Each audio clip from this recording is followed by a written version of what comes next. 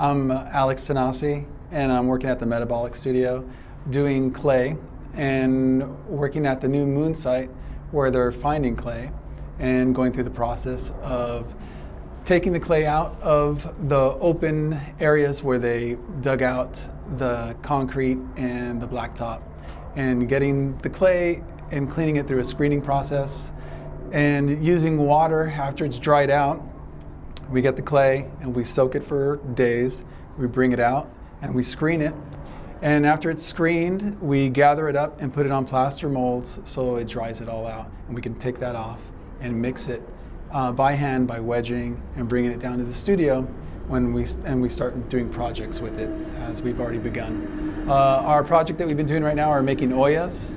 And the oyas are used to hold water that we bury underground with the tops of them open to feed it with water.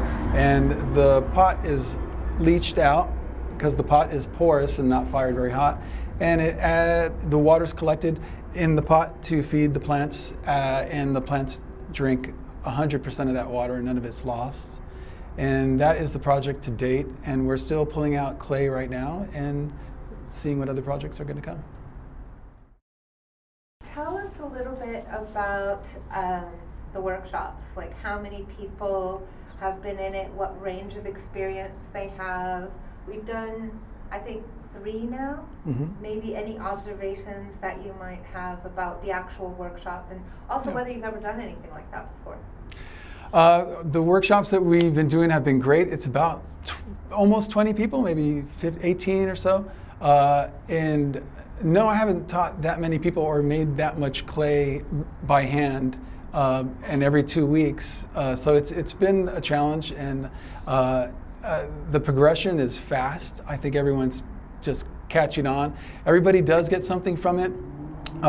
Physically, mentally, people are letting go of stress, and we're finding some true artists there that have been really doing something different with their pieces. Very challenging and beautiful at the same time. So talk a little bit about, like, have you ever made your own clay before for the work that you've done? Is this a first for you? Is there a difference for you in like literally mining the material for work? I think here in LA it's not common that clay is done by hand. So to see it here and brought out of the LA River is really different, and it's amazing the kind of clay that it is. No, I haven't done anything like that. It's usually prepared clays that you kind of mix and make on your own from store-bought clays. So this is really for this area where I'm from and been doing ceramics for a long time. It's either you can design your own clays, but it's usually store-bought. So this is just out of the ground, where in other places that's very the norm. For out here, I think it's very unusual. So how did you know, like, that you were looking at clay when you looked into the hole? Like, what did you see, or what would you tell us if we wanted to go out and find our own clay to look for? So in finding clay, there's some things that are basic visual, and one would be that it's going to crack open, and you're going to see it kind of like a dry desert, like the cracks of it. When wetting it, if you do pinch it within your fingers, if it kind of spreads and holds its shape, it's going to have the right type of plasticity that's going to hold and make a piece. From then you can get the clay and make it a little snake and bend it and see if it holds its shape and not crack. That makes it a better clay. So if you see those kind of things on the ground, that's where you would be, zoning in for clay. How about toxicity? Have you tested the clay for toxicity, and what do you know about it, if anything? I don't know, other than the test that we've done with the soil, which is, I think, different from the clay.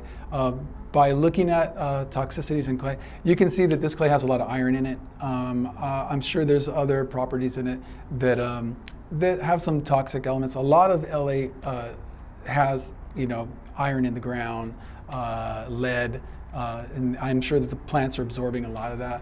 I think it's pretty common when seeing this kind of reddish kind of clay.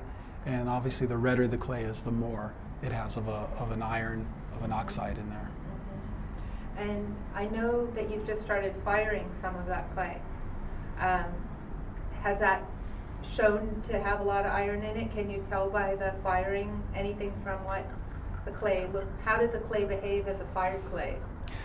The clay that we're getting there, it's really a true red. It's pretty red. So it's going to have a lot of iron.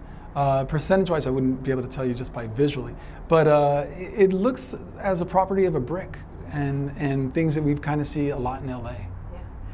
Maybe you could talk a little bit about the Zanja Madre upstairs and the Oyas and what we're looking at. Yeah, on cross-examination, when you see the clay that we're bringing out and firing and looking at the bricks that were done a long time ago from the Zanja Madre, it looks identical. And there's variations of clay, but there's about 3 colors that I'm seeing in the layered clay that we're pulling: a dark brown, a light brown, and a yellow. And when mixed together, they do still have its iron properties that make it red. It looks very suspiciously common. It looks very similar. Mm-hmm. Yeah, interesting. Yeah, very interesting. And we know that floodplain. Is it true that floodplains create? You can find more clay where there's been water than drier places. Is that true? Yeah, because it's just corroding rock, Yeah. and as it even vegetation helps with the decomposition of it, and yeah, you'll find feldspar and silica, and makes a lot of what is clay. But it's going to be mixed minerals and lots of things that make the clay.